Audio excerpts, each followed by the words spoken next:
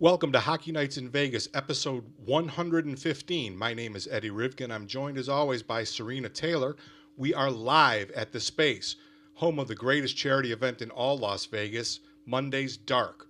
This episode, like all the others, is brought to you. See, screwed that up 2 weeks in a row. It's brought to you by my very good friend, Dr. John Pierce at Ageless Forever. Your home for anything and everything wellness. If you need to get better, you need to reach out to Ageless Forever, and they'll be able to take care of you. Big news in the hockey world. I'm not sure if you got it this morning. The first team has officially been eliminated from playoff contention. I saw, and I was like, these poor guys. I saw that, I think, yesterday. I'm like, oh, here we go. We're talking, of course, about the Buffalo Sabres, the lost and found of shit in the NHL. I watched some of the post-game scrum stuff. Wow. They are a beat dog 2 games into the season. 3. They're 0-3, I think. They're horrible. Yeah. Well, from what I understand, and I've been kind of viewing this for a couple of years, I think there's a deeper problem there other than the players themselves. You know, there's a lot of things. They don't have terrible players. You know, they have pretty decent players. They have a terrible environment. And they have a terrible GM. And they have an owner who owns the Buffalo Bills and couldn't give one fuck about the Buffalo Sabres. Like, fix this problem. Like, I don't understand. They've been through how many GMs in the last 10 years? 5 or 6, right? They recycled Lindy Ruff. 5 times. 5, right. I mean, yeah. Come on. And I mean, they're embarrassing themselves. Well, they're band-aiding the problem by turning over GMs, coaches, right? They're just band-aiding the problem. It's like, I feel terrible for the players that have to show up every day and play. Tage Thompson is a bona fide superstar in the league, right? And they've got they've got a bunch of talented kids, right? They do. They have really talented players because they've been at the bottom of the league for so long. They have good draft picks. Yeah. Guys that are playing. I think the biggest disconnect there on the ice is they don't have that specific leader that can groom some of those younger guys. They need somebody that can groom the younger guys. They just don't have a grizzled old vet that can help them out. No, I don't think so anyway. I don't know. So I like to start these episodes with fun, brain-teasing questions for Sarina. Okay, I like that. I'm down for that. So today's question is, who has more goals at this exact moment in time? The Buffalo Sabres or Ryan Reeves? Must be Ryan Reeves, because you wouldn't ask if it wasn't. Doesn't Reeves have 1 goal? He has 1 and the Sabres have 2. Okay. So it's 6s. Yeah. So that kind of tells you something, right? Yeah. And my backup question was, who has more goals, Ryan Reeves or the New York Rangers at home? I'm assuming the Rangers don't have any at home. None. They've been shut out twice. Well, twice. They've been shut out twice, and Edmonton's coming a-calling here in a couple of hours. Well, it depends who's playing net for them. I mean, but when I say that, I mean it depends on what Edmonton does. Depends on who's playing net for the Rangers. But, yeah, I don't think there's really any surprises. You know, that kind of brings me into what I wanted to talk about today was the surprises. I think there's some. Boston's 3-0. No. I know, but those specific things. Oh, those kind of things. Yeah, like those kind of things, those are just not surprising to me. You know, it doesn't even surprise me that Ryan Reeves has a goal, let's be honest. It really doesn't. It doesn't. He's been already in the mix. He's had a fight. He's had a goal. He's got the Gordie Howe hat trick thing going on here. He was the greatest teammate this franchise ever had. Oh, he's an enormous practical joker. And, you know, he was a joy to talk to because he was the unfiltered. It was him and March. So if you needed a quote and you didn't want to get the media-produced drib-drab horse shit, you went to Revo and you got the goods. I love that about some of the players that have been around the league for a long time. They know how to answer questions, and that's when you look at a guy like Mitch Marner. I mean, he didn't answer fluff. He had to answer to people that knew what they were talking about. You know, guys that play in Toronto and any of the Canadian teams, their feet are held to the fire every single day. So He knows how to answer questions. And that's what's really nice about him being here. He knows, like Bruce Cassidy, he knows how to answer questions. But he still doesn't give us the goods. Well, because he's a smart coach. Well, I'm not talking about Mitch.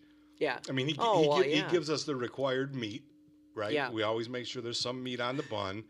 But, you know, you can't ask him the question of, how was it really? Well, you know, you can't, neither of us, I don't believe you have, and I certainly don't have the kind of relationship where we could get really after him and get him to reveal things. Because, you know, there's a lot more to the story about his exit from Toronto than what we've seen printed. I mean, I forgot their names because I was going to smash a couple people. The two guys that do the radio for Toronto. Mm-hmm. Yep. I happened to be driving somewhere listening to the network, and the Leafs Canadians game came on. It was the Leafs feed.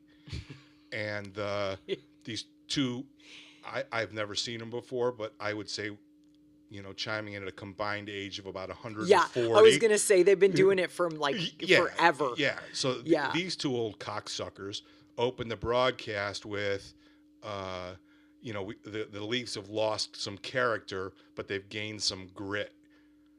I'm like, everybody knows what they're talking about. It's like, listen, you old fuckers. Well, it's not inaccurate, though. They're not wrong. Did they? They have lost character. Did they get any grit, though? They haven't fucking gotten shit in Toronto. Well, that's what I'm saying. They're still a fucking cream puff. Yeah. And Matthew Nyes is a tough guy, right? I mean, I wouldn't call him a tough guy. He's not a tough guy. He's a grittier player. Yeah, because he's fast. Right. You know, but, oh, God, if we're going to go down the Leafs animal right now. No, I'm fine with it. It's just. Hey, listen, I'm happy to go down the Leafs because they got their fucking asses stomped twice by the less than mighty Detroit Red Wings. Here's the problem with the Leafs. I guess organizationally, fan base, whatever it happens to be, they're never going to admit that they are at fault because God forbid they're not, because they never are.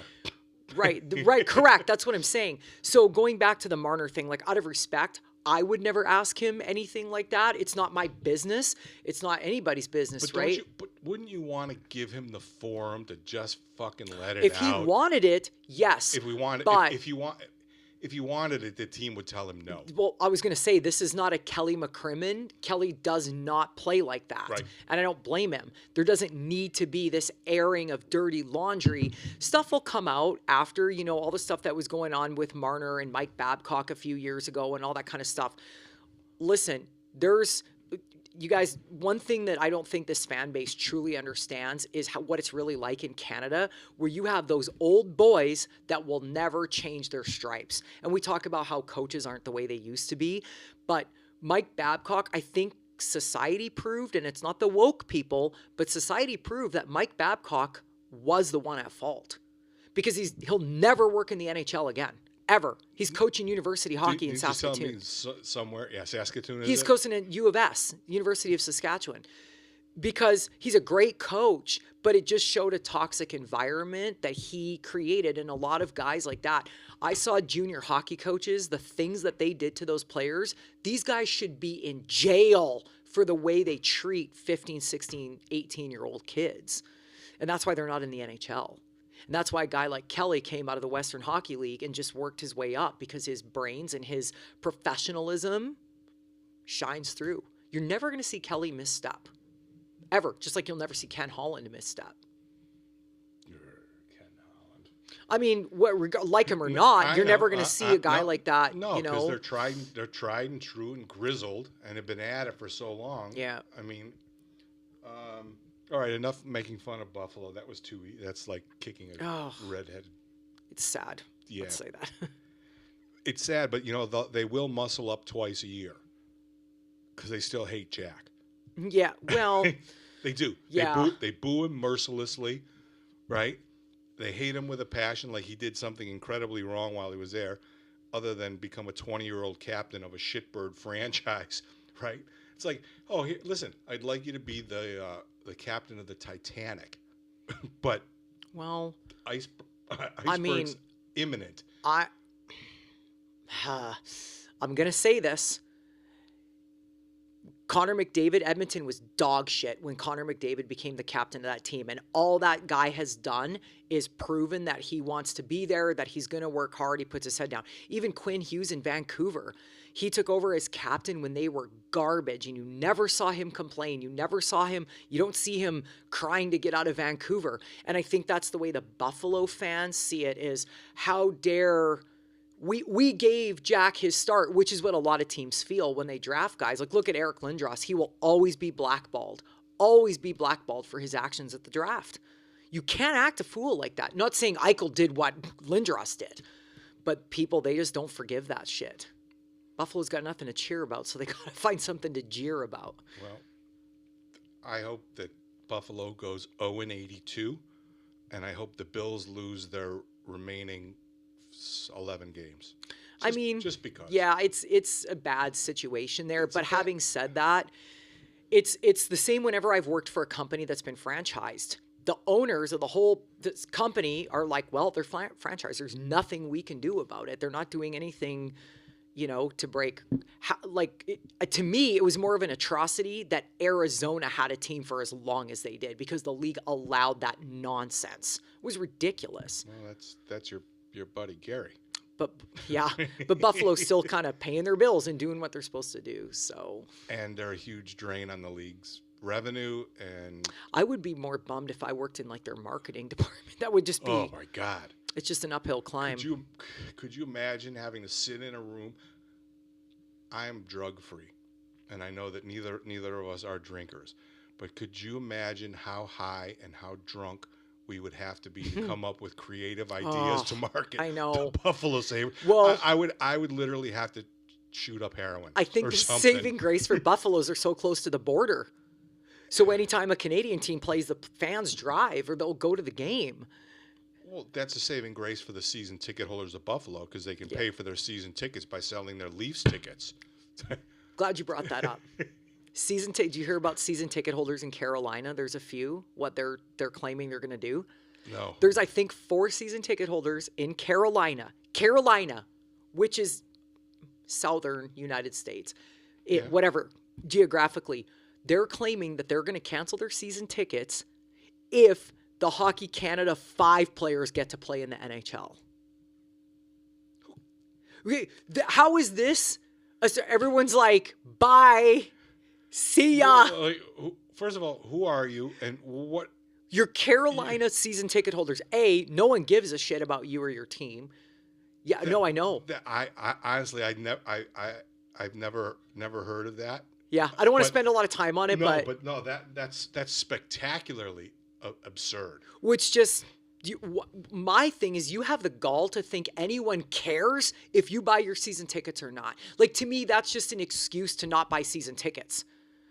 Right? That's how does that even affect you personally? It just doesn't. Well, today's the 14th of October, and I feel like tomorrow at about 9 a.m. Pacific time, those people are going to have plenty of reason to cancel their incredibly undervalued tickets to watch Carolina play. It's ridiculous. The most boring, redundant style of hockey. Granted, in the NHL. To be fair, their fan base, they rabid. Probably Rabid. On that side of the continent, south of, I don't know. They have a really, really good fan base. -4 people. Yeah, maybe. No, depends. No, there's going to be a signing tomorrow morning. I'm fairly confident in saying that. All right, enough yibber yabber. Who's leading the NHL in scoring right now? Player-wise? Yeah. I have no idea. He's your favorite Golden Knight, Jack Eichel. Oh, I didn't even know that. Jack Eichel leading the league. Dorofeyev, 5 goals. I mean, guys, we're a week in. I know. But you know what? They give out first stars they give the star of the week out. And, I mean, Dorofeyev, 25-year-old kid. Well, but look who he's been playing with. Well, I mean, I mean that in a good way. He's playing on that power play. Yeah, it's good. The beauty of it is, I'm watching the young man play, and not only is he scoring from the Draisaitl, below the dots, terrible angle, but the last goal he scored was from Ovi's office, and if he's lethal from both sides of the puck. that's going to be a big problem. Yeah, If they get it together. Here's the thing. Think about it like this. The teams pretty much play each other the majority of the time. Now, what I noticed last year was other teams started to pick up on the Draisaitl power play place. So Dry didn't score as many goals from that position as he has in the past because the goalies are figuring it out now. And so the same goalies are going to be facing Dorofeyev in that position, which is probably why he's trying to shift over to Ovi's spot. He's going to pull the old Mike Camilleri on the knee slapper. Yeah. But I think goaltenders have kind of figured this out because what Edmonton did with their power play 2 years ago was out of this world. And so, but now teams are starting to figure that out. So not saying Dorofeyev can't do it, but it'll be interesting to see what he does with 20 games in when the film's out there. I mean, the film's out there already. Yeah. The beauty of the VGK power play is he's far from the only option. I mean, we haven't really seen, we've seen Mark Stone do what Mark Stone does best, right? He makes the difficult pass to close the deal.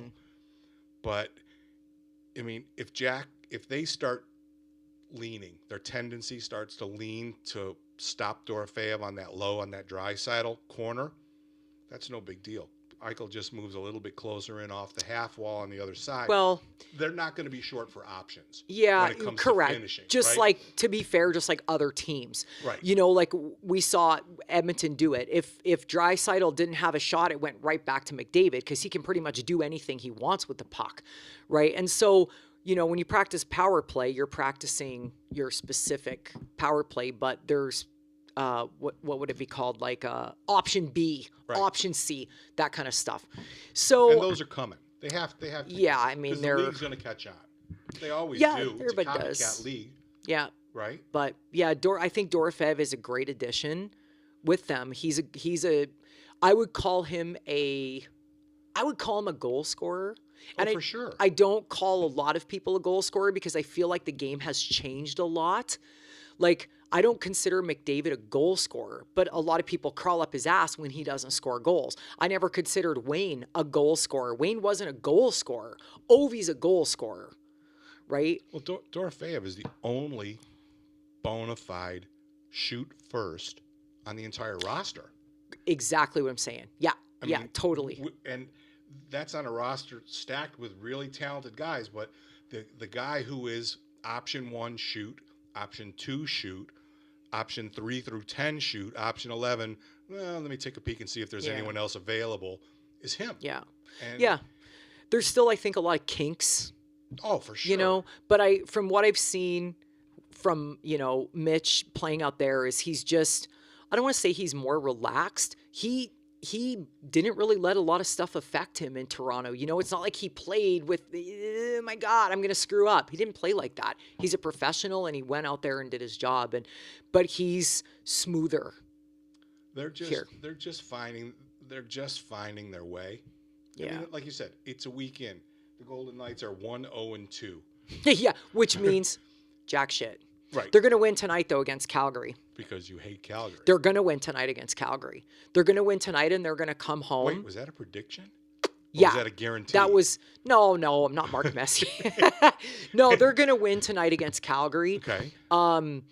Hey, I think Calgary comes to town Saturday. They do. We'll talk about that off. You know what I was going to ask you, but that's for us to talk about. It's okay. So they're going to win tonight because they've been on the road for what probably seems like an eternity already. With the Olympics coming up this year, everybody's schedules are all out of whack. Horrible.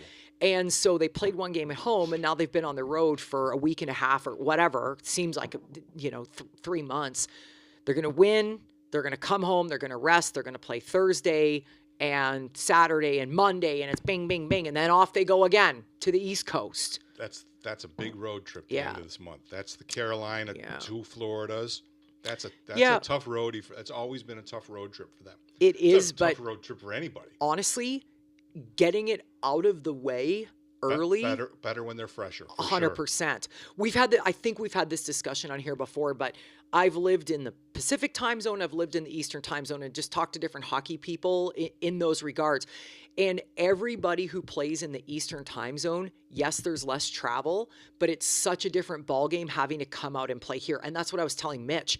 I go, you're going to have a completely different mindset playing in Pacific because you don't play at 10 o'clock at night when you have to go to LA.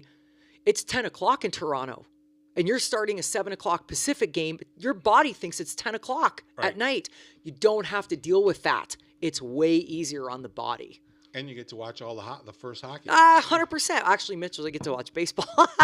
But, we might talk about baseball but later. You go out there, you go out to the Pacific time zone, you're playing, or to the Eastern time zone, you're playing a 7 o'clock start there. That's an afternoon game here. It's perfect for the body. Yeah. Right? Midday. Yeah, 100%. Right? You're ramped up and geared up. Yeah. So what do you make of 1-0-2? Nothing. Hey, listen. It was a little frustrating to watch, right? But they're just sort of finding their way. Everyone says, "Oh my God, they've only got 4 points out of a possible 6," and after three games. Listen, you idiots. If they get 4 out of 6 points over the course of 80 games, that's like 108 points. It's too early to know anything about anything. The only significant news, in my opinion, of the first 3 games is it took 2 games and a period and a half before Bruce hit the blender. He's feeling shit out. He's not he's not happy with the offense, right? Their shot. I don't know what the right word. They're limiting shots. I mean, Seattle had 10 after 2 periods and finished with 14, and then they controlled the overtime. And I do want to get to that overtime thing because I was literally lost my mind watching it. He's starting to juggle the lines a little bit. I think he's a little tiny bit concerned because they didn't score much in the preseason, and they said we're going to have to score more. And everyone's like, flip the switch, regular season. The goals aren't really coming. The whole flow isn't really coming. So he went back to Eichel, Stone, Barbashev, which was tried and true in a Stanley Cup line. He's acutely aware that they're a way better team than to be scoring, at the very minimum. And they're not scoring. And they're not really pouring a bunch of shots on net either. They're getting dragged down by bad teams, which is a concern. San Jose is a bad team, right? Seattle, they're a bad team. Got a couple of good players, but they're a bad team. And instead of imposing their will on these bad teams that they're supposed to beat, the other teams are sort of dragging them into the muck. I mean, they should have drilled Seattle, and they got their comeuppance for not playing a VGK kind of game. They've given up 2 points. It's way too early to talk about giving up points in the scheme of 82 games or whatever. But do you have any concern, or we just sort of we're going to give them 20 games and we're going to see what they are? Obviously I'm not an NHL coach, far from it, but I'm looking at the next game. Because, yes, you have to learn from your mistakes, but if I'm looking at the schedule and going, all right, we've got Calgary a couple times. We've got Boston, Carolina. Yeah, so it's like, what are we going to do tonight against the Flames? Then when we come home, what are we going to do Thursday against Boston? We just got to win one game at a time. As a Oiler fan, I watched, they were like 2-105, it felt like. Literally, Edmonton, I think, was like 2-9 and something. 2-11. Yeah. It literally was like, what is happening right now? Everybody inside the organization, the fans, everybody was like, what the fuck? This doesn't make any sense. But everybody outside the organization was like, just relax. Dale Talon straight up said to me, don't worry about it. Edmonton's going to be fine. They've got the talent. It's going to come together. And then look at, they went to game 7 of the Stanley Cup. So it happens. These things happen as they should. And that's all Edmonton did. Let's just win one game. We just have to win one game. And so this is not quite as drastic or extreme as what Edmonton was in. Plus, it's, I mean, people were like pulling their hair out up there. Like, they live and die by every game there. And so it's like, okay, let's win this game in Calgary tonight, because we're going to win this game. We're going to come home, and then we've got Boston, and we're going to beat Boston. And then Calgary's here on Saturday, and we're going to beat them again. Let's just take it one day at a time. And so when you look at things like, okay, he put Barbashev and Stone and Eichel back together 100%. That's what I would do too. But then you look at it and go, is this going to work against Boston? Maybe, maybe not. Bruce knows that team better than you and I do. So what's going to work, right? It's just one day at a time right now. Everybody needs to just calm the fuck down. That's going to be the prevailing theme for the first one. Calm the fuck Everybody calm down. Back in with the first year Florida won the Stanley Cup, everybody was freaking out. And Paul Maurice goes, guys, everybody calm down. This was like a month before the playoffs, when they almost didn't even get in the playoffs. He goes, everybody calm down. He did. He said that in a press conference. Everybody just relax. Calm down. We got it sorted. I think it was like Barkov was sick and all these people were out and everybody's like, what's going to happen? And look what happened. Everybody just needs to calm down. All right. We're going to have a word now from, I'm not sure who at Dr. Pierce's office. It might be you and Carrie. It might be me and Dr. Pierce. I haven't seen it. You haven't seen it. It'll be more serious if it's you and the girls. If it's Dr. Pierce and I, it might be a little bit lighter. But we're going to get a word in now from Ageless Forever, and then we're going to talk about the upcoming next 3 or 4 games. So we'll be right back. Perfect. I'm back with my good friend, Dr. John Pierce, and I want to talk about healing. I had rotator cuff surgery in May. I started a regimen of peptides, things that help enhance and speed up the healing process for recovery. If you don't know what peptides are, you're about to get a short, quick understanding of them and how important it could be for you if you got an upcoming surgery. Let her rip. So, we use peptides here that are approved coming from U.S. Licensed pharmacies. You got to be careful because there's a lot of stuff out on the gray market. That's the stuff you can order on the internet and you don't know exactly what you're getting. However, what do peptides do? Well, peptides do a lot of different things depending on what we're looking to do. Now we're going to talk about a couple peptides that decrease inflammation and upregulate healing.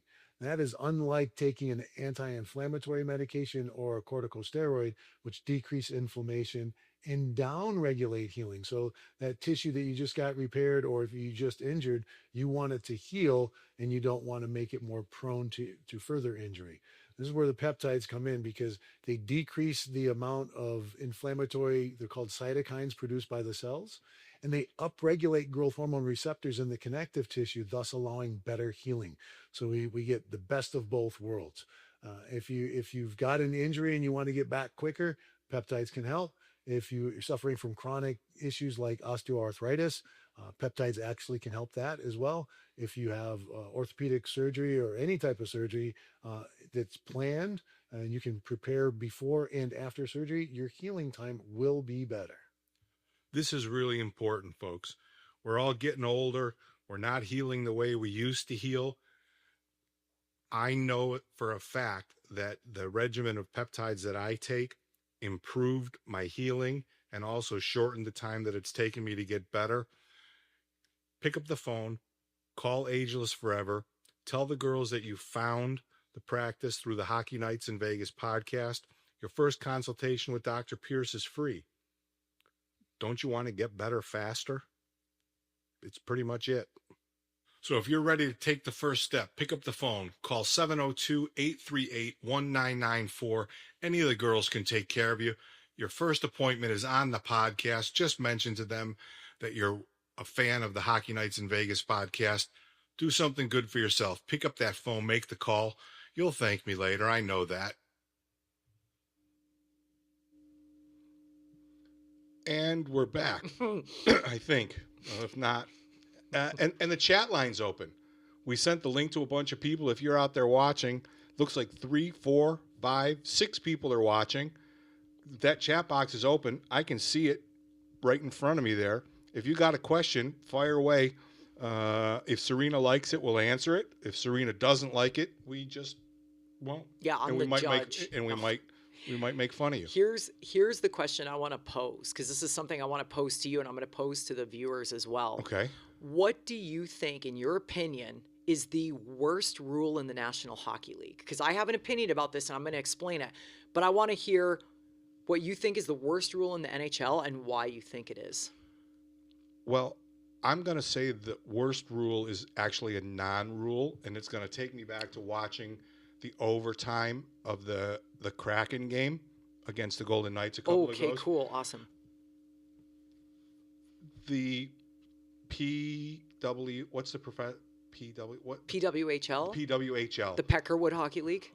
I'm going to hell for saying that. You are totally... One time... Oh, I'm so glad I didn't say that. I was watching TSN, and I thought that's what they said. I literally thought... I was in the other room, and I thought they said the Peckerwood Hockey League, and I go, what the hell are they talking about? And then I went in and saw on my computer, I was like, oh, the PWHL.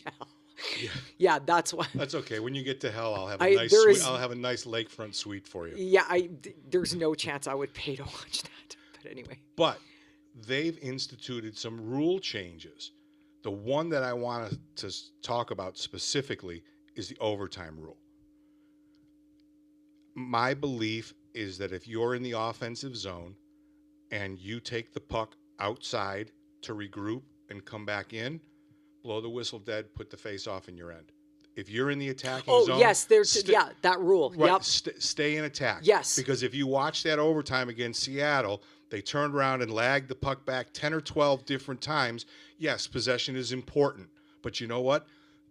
The 3-on-3 was instituted to have 5 minutes of hairs on fire, go for it, right? Not this happy horse shit of if I don't like the pass or I'm waiting to make a change or I'm trying to, right? I believe if you enter the zone, if you, without being checked, regress outside, blow the whistle, put the face off in your defensive zone, make the 3-on-3 watchable and competitive. So it's not really a rule, but if you said to me the converse, if you could change one thing about the NHL game, that would be the first thing I would change. I love that. And that's so true. It's almost like basketball, like with the shot clock. As soon as you come across, that shot clock is on. You don't get to piss around with the ball. You're going to shoot, right? I completely agree.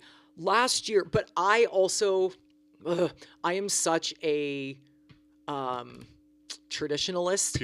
Purist. I can't stand 3-on-3 in overtime. I think it's the stupidest thing. I like the old way. 5-on-5, nobody scores, each team gets a point. Not this bullshit of you get a point for an overtime loss. What the fuck is that? Participation medal shit? Get out of here. But if they're going to stick with this stupid 3-on-3, which they bring it up every year at the general manager meetings, I completely agree with you. I watched a game last year and I timed the son of a bitch. It was over 2 minutes that the same team had possession of the puck. They go around. Oh, don't have a chance. Let me go around behind the net. Nope, nobody's there. Oh, we need a line change. Oh, we got to go. It's obnoxious. 2 minutes with the puck? Come on. Yeah, I'm not a fan of the 3-on-3. I would much rather see the point scoring system in the NHL be like it is in Premier League soccer, 3-1-0. If you're going to do that, yes. Right. You get 3 points for a win. Right. Yes, completely agree. I like that because I think that forces teams to not play for the tie, but not play for the OT point. Yes, but it will also, a lot of those games do end in a tie. They do. So it's a little different. But yeah, either like leave it as like the BPL does where it's 3 points for a win. And if it's a tie, leave it as a friggin' tie. I also am not a fan of a shootout. I just think it's stupid. It's like... I agree with you, but I get the league's desire for fan-friendly, fun stuff. And listen, I'm as much a purist as you are, right? I mean, I grew up watching hockey in the 60s and 70s. I think that you have to make some accommodations for fan-friendly things. I'm not a fan of it myself. I'll tell you the funniest thing about Gonna pop off in a sec. The funniest thing about the shootout is, if you really want to make the shootout more fun, let them take their buckets off. There's no checkers. They're not going to toe pick and smash their head into the fucking boards, right? Let them get that flow going a little bit. Make it more, if you're going to do the absurd and make things fan friendly, let them take their buckets off and go for it. The reason the NHL has to make things fan friendly is because they put teams where nobody cares. Out of the 95 teams in the National Hockey League, 78% of them are not a hockey market. Period. So in other words, you're a big fan of them going to Atlanta and then Houston. You read my mind. Is that Atlanta for the 9th time. Right. I'm on exaggeration train today here, apparently. A little bit. You're at least Hobby Boolin hasn't been in the conversation yet. I can't believe I spouted that. When Hobby Boolin was hurt, you're like, okay, the rule that I think is the stupidest rule in the NHL, and here's why. The fact that the instigator penalty rule, because the players that take off their helmet first get a penalty. The Ryan Reeves fight the other night, case in point. 2 heavyweights were fighting, but they're not allowed to take their helmets off. Are you serious? 2 guys are going to fight. They don't want them hitting their head on the ice. Hitting the mic. They don't want them hitting their head on the ice, which I understand that concept. Sure. But it's okay for them to break their knuckles, which is obviously less degree. But let's be honest.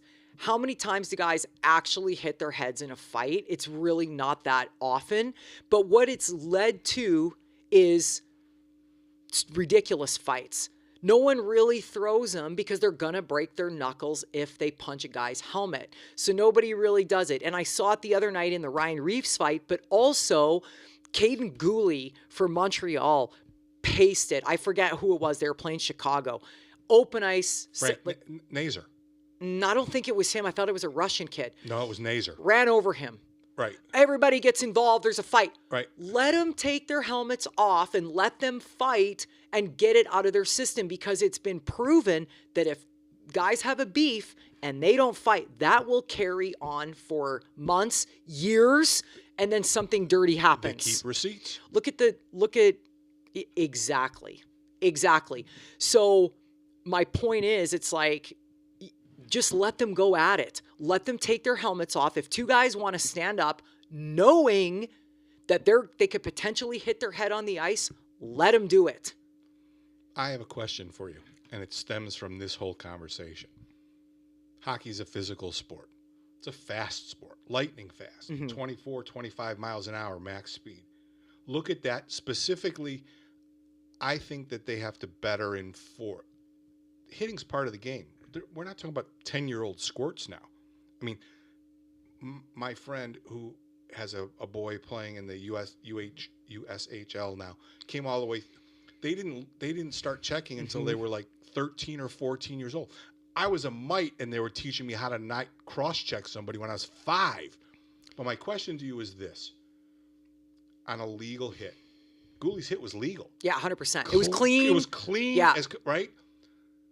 I think they have to call that instigator penalty every single time somebody tries to avenge a legal hit. Yes. I think fighting is a part of the game, but they have to prevent. I mean, they have to let them play. And if somebody if you come through the neutral ice in the NHL and your head's down and you don't get your fucking head removed from your body, you're lucky, right? They have to start enforcing that more. They have to police the game a little bit better, so that, yeah, okay, so your guy got ran. Find the opportunity to run somebody on their team. And that's what I'm saying. To start a fight over a clean hit, I don't want to say it's barbarian, but it's a bad look, right? These guys police themselves all the time. And just like we talked about, they keep receipts. If someone asks you for a fight because you did something before, and the biggest example, I can't remember the guy's fucking name, in Tampa, Liljegren. God, I wish Chris Chapman was here. Oh, he is. Chris is there. Chris Chapman, former host of the podcast. You met him a couple of times. Did I? Yeah. Who was the guy in Tampa that ran hurdle? So that Why don't you just ask him on the mic and then he can type? I probably could do that. Hey Chapman, are you there? Oh, yeah, it's Liljegren. Okay, Timothy Liljegren, right? Terribly dirty hit on Tomas Hurdle. Basically, at the goal line, slew-footed him forward into the boards, right? He's a big boy. Liljegren, 6'4", 210, something like that. Nick Hague offered to settle the score and make it go away. He said no. Keegan Colasar, tough guy, smaller, significantly smaller than Liljegren, offered to settle the receipt, take the tab off. He said no. That ticket will get punched. Yeah. Whether it's in Tampa in 2 weeks or when Tampa comes here. Because like you said, NHL players, they keep receipts. And someone's going to, and he's going to have to pay it. I remember when Chris and I were talking about the episode, and it was vintage because I fucking called him it was a rant of 2 or 3 minutes where I looked right in the mic and called him a pussy.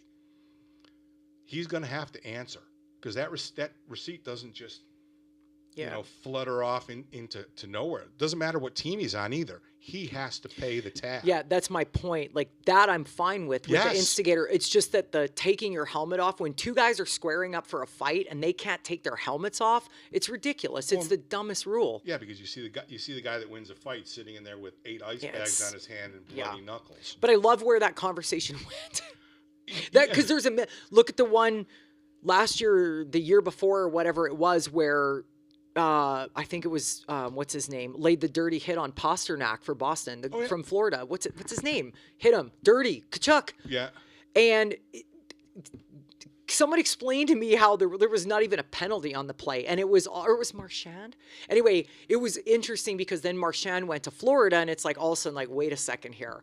So things kind of happen. They have a way. But I do agree like that bell is always going to get rung at some point. And it has to. Because like you said, it's a teapot. Yeah. Right? And the league knows it. And player safety knows it. And the officials officiating the game in their pregame notes, they probably got a book of, okay, there's a potential with they get prepped and everything like that. They don't just show up at the rink and say, hi, we're here, let's drop the puck and go. The league preps them on stuff. And I think that they have to be better, right? I do like that George Peros is the director or whatever of player safety in the league because he was a bruiser and he gets it. He's thrown down. He's done the things. I don't think his job really dictates a lot of different things on outcomes, but I do like that they have somebody like that versus, I don't know, somebody who wasn't a George Peros. If I could go to the rules meeting, there's a couple things I'd like. Oh man, I would like to talk. Yeah, I think there's a lot of things that get brought up every year with the general managers because ultimately they're the ones that get to vote and they get to do these things. And I get it. That is one thing about the NHL that I do have a lot of respect for, where they say, okay, you guys are the ones running these teams. What do you want to see? X, Y, Z. Do we want this to change? Do we want whatever? And not everybody's going to agree. It's life. Not everybody's going to agree on the same thing, but if the majority of owners are voting for a certain thing, then all right. But I really want to talk about the bare knuckle fighting thing. Have you seen it? My God. We'll do that next week because we're getting a little bit short on time. So let's sort of pivot back, talk about the upcoming Vegas Golden Knights. They got themselves a little bit of they got one more on the road against your very favorite NHL team, the Calgary Flames. Oh God! And then they come home for 3. Boston, Calgary again on Saturday night. Probably a hockey night in Canada game. Probably the late game. It'll be either them or Vancouver. Yeah, I forget what's a 7:00 start here. Yeah, it might be. And then the Carolina Hurricanes, the team that is going to be down 4 season ticket holders. How will they ever pay for their hotel bill here? I don't. They're probably going to have to downgrade to start staying in Howard Johnson's. The budget suites. Yeah. Now those four protesters. Oh my God. What are you looking for in general from the Golden Knights over the next basically it's all the games before our next episode. I think figuring out the scoring thing, I feel like Calgary doesn't really have the strongest. They're not the strongest team defensively. I feel like Carolina's pretty good defensively, and Boston's 6-1, depending on the day, right? So I think. Did you have them being 3-0 on your bingo card? I don't put anything past Boston. Yeah, they're always. Yeah, it doesn't surprise me, but defensively, it's like, what are they going? What team is going to show up here? So. Sure. I mean, I would make that my focus is, all right, let's make sure we're capitalizing on not just power plays, but on any odd man rushes. How can we create? Because if they create odd man rushes against Calgary, which I think they're going to, I don't know what the term is, but out odd man rush the Flames. Right. Vegas is fast, but they're smarter. And I think that everybody tries to, get the puck up the boards outside, but I think Vegas is going to be able to push up the middle a little bit and, not create odd man rushes that way, but just create more odd man rushes, quicker changes. You got fast guys, get them on and off the ice. I don't mean time on the ice. I do. I don't like a long time on the ice, but get them off quick and move them quick. At the right times, that's going to create those odd man rushes. And they'll eat Calgary alive if they do that. Because they're playing 2 out of the next 3 games against the Flames. The thing that we haven't talked about is Noah Hannafin. Mm-hmm. Noah Hannafin didn't make the road trip. This will be the 3rd game he missed. The defense hasn't really struggled. Now, they also haven't played a bona fide, what you would call a contender. Right? Anybody with big goal scorers. Right. Yeah. They haven't seen Austin Matthews. They haven't seen Colorado. Colorado. They're a wagon. Right? They're just. I mean, Dallas is putting up 5 goals a game. They're winning their games 5-4, but they're still 5 goals a game. Still got more goals. So I'm a little interested to see. Bruce won't say anything on the road. They come back tomorrow. I'm curious to see if there's a Noah Hannafin update, because without disrespecting any NHL team, the schedule is much more different when they go to Carolina, Tampa, and South Florida in 5 days than it is Calgary, Boston, Calgary. In the next in the next week. Yeah, for sure. So I'm looking to see where he's at. I'm expecting them. They just need to find it.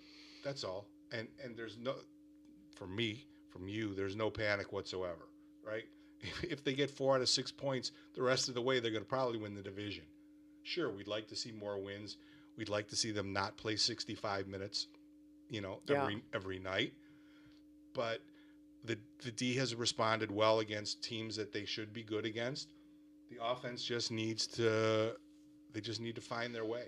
I have no concerns. Yeah, me neither. I mean, there's a couple ways you can look at this if you're a head coach. Play 1 period at a time. What happens in this period? Yeah, but you're not going to start juggling the lines in the second minute of the first period. No. You know what I mean? It's like, let's just get through this. Let's see what's happening. It's just human nature that people are going to have off days. And I think the Noah Hannafin thing is just I don't want to put it on the back burner. You don't put anything on the back burner, but it's like, let's just figure out what our immediate concern is. Go from there. They obviously know the Hannafin thing, Sure. right? So we're just trying to speculate. But we can see with our own eyes that there might be some issues with scoring, right? It'll come together. Like there's going to be a breakout. You're going to get a guy like, I don't know, a Dorofeyev or somebody that just starts lighting the lamp. They're going to get a breakout where they get a game where they get 5 or 6 goals and they're going to get their confidence back. It's always a confidence thing when you have human beings involved psychologically. They'll get their confidence back. Special thanks to Chris Chapman, former host of the podcast, chiming in from, let me see if I can pronounce this, Chigasaki, Japan. The person in your chair has moved to Chigasaki. You said that without much hesitation. So it's either way off or you're really good. I'm really good. I lived in Japan for 4 years. Oh, yeah. Yeah. Yeah, but, I just needed to see the word without my glasses on to make sure I didn't choke it. oh, my glasses on. Yeah, the font's a little small in the chat box. Chris, we love you. We miss you.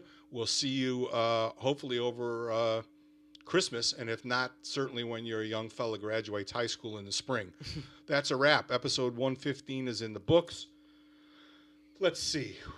HockeyNightsVegas.com. That's where you can find all the links to all the places the podcast is. It's on Spotify, iHeartRadio, Apple, iTunes, every place you listen to a podcast. If you just go to HockeyNightsVegas.com, you'll find all the places to find the podcast.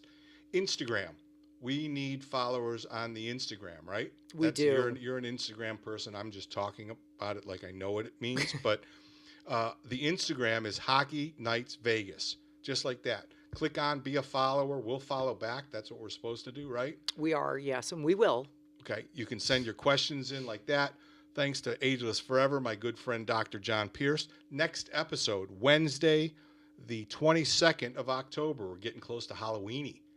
I know, Halloween, and then a whole bunch of games and an afternoon game on Halloween. Yes, Nevada Day. We'll be out by 4 o'clock. Slick. Oh, that's right. This is your first Halloween in Vegas. And it's a Friday, the holiday. Like, it's a whole thing here. Oh, we're going to have stuff. to talk about Halloween next week because you've never seen anything. Yeah, I don't go out on Halloween at all because I'm not an idiot. Anywhere I live, stay so that's home. it. Hockey Nights Vegas website, Hockey Nights Vegas Instagram. Thank you to Dr. John Pierce. Thank you to Mark Chinook. He owns the space. Monday's dark. Every other Monday. Yeah, it's there. I pointed to the right thing. No, I know. I didn't see it because they changed the screen. Oh. Yeah. Yeah. Thanks to Mark Chinook for having us. We have a little surprise. Mark may, if we're lucky, make a guest appearance on one of these upcoming episodes, and it'll be a blast because he's got a lot of stuff to talk about that he does that you don't know about that's going to blow you away. Great. So thanks to Mark. We're here at the Space. Mondays dark, every other Monday night, a fantastic charity event that helps a different charity around the valley every single time. It's been going for years and years. Look it up on the Space website, thespacelv.com.